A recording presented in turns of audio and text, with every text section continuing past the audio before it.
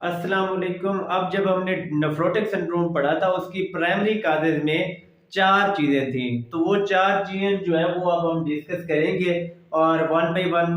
और इसमें एमसीक्यूज जो है वो बहुत ज्यादा, कोई नहीं पूछा उसने एमसीक्यूज पूछ सकता है। हाँ, मिनिमल चेन डिजीज का मल्टीपल टाइम एमसीक्यूज भी है, एमसीक्यूज भी है।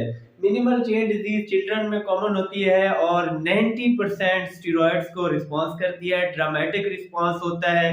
और ये अडल्ट्स में भी होती है लेकिन बहुत कम परसेंटेज है। और इसकी जो आपकी जो इलेक्ट्रॉन माइक्रोस्कोपी पे पोडोसाइट्स फ्यूजन नजर आती है, अदरवाइज आपको आम माइक्रोस्कोप पे कुछ नजर नहीं आता। और इसकी रीनल बायोप्सी पे, क्योंकि ना हमने ये सारी डायग्नोसिस है बायोप्सी डायग्नोसिस, ऐसे हमें नहीं पता चलता लेकिन क्लू मिल जाता होता है। और इसमें याद रखें कि जब बच्चों में नेफ्रोटिक सिंड्रोम हो जाता है तो बायोप्सी की भी जरूरत नहीं होती, हम most of the time clinically उसको मिनिमल चेन डिजीज बनाते हैं और स्टेरॉइड्स का ट्रायल देते हैं, स्टेरॉइड को रिस्पांस करती है, that is minimal change. Otherwise बाकी सब में जो है वो बायोप्सी जरूरी होती है। अब इसका ये एमसीक्यूज आता है कि कितने परसेंट रिस्पांस करते हैं स्टेरॉइड्स को, और स्टेरॉइड अगर रेजिस्टेंट है फिर जो है इम्यूनोसप्रेसेंट की तरफ जाएंगे। और इन सब में steroid plus immunosuppressant, steroid plus immunosuppressant कोई भी आता है, और प्लाज्मा एक्सचेंज भी लिख दे किसी में, और 1% जस्ट ईएसआरडी में जाते हैं और बाकी ये ठीक हो जाते हैं।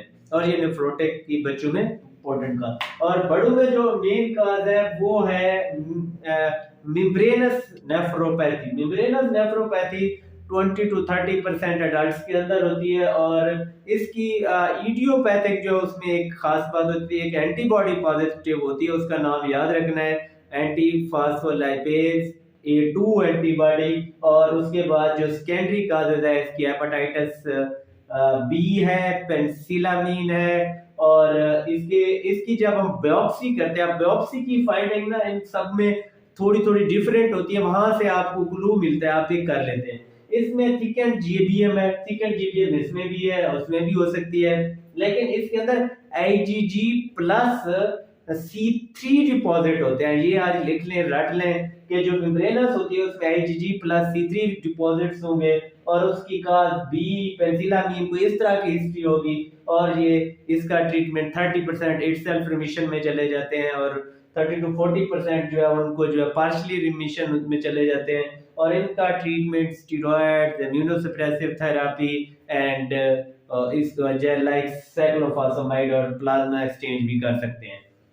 मेसेंजियो कैपिलरी, इसकी दो वैरायटी होती है, एक होती है इम्यून कम्प्लेक्स मीडिएटेड और दूसरी होती है कंप्लीमेंट मीडिएटेड। जो टाइप 2 है मेसेंजियो कैपिलरी लिपोडिस्ट्राफी, यानी कि पेशेंट के ऊपर जो है वो लिपिड खत्म हो जाता है, लिपोडिस्ट्रोफी, वो टाइप 2 में होती है।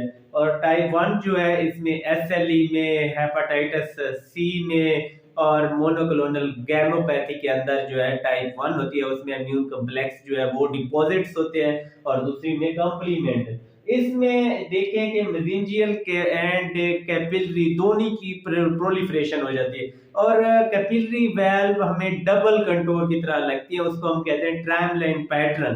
तो ये टिपिकल पैटर्न होता है, इसको भी आपने यहाँ से पिक करना है मेसेंजियो कैपिलरी को। और डिजीजेस से भी पिक कर लेंगे और फिर इसमें स्टेरॉइड साइक्लोफॉस्फेमाइड देते हैं, और ये सब में यही आ रहा है, इम्यूनोसप्रेसेंट प्लस स्टेरॉइड।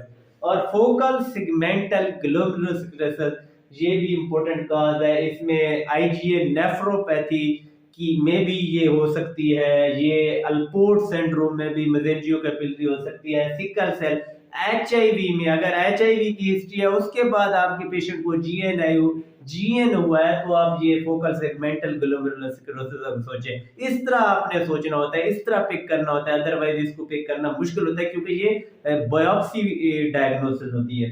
और फिर इसमें जो डिपॉजिट होता है, स्कारिंग होती है, एक तो फोकल भी होती है, सेगमेंटल भी होती है, कोई पार्ट की होती है, किसी पार्ट की नहीं होती। और लेकिन आईजीएम और C3 डिपॉजिट होता है, फोकल सेगमेंटल में आईजीएम एंड मेम्ब्रेनस में आईजीजी, ये याद रखना है। और इसके बाद ये भी ईएसआरडी में ज्यादा पेशेंट जाते हैं और इसमें भी steroid cyclophosphamide and plasma exchange करते हैं।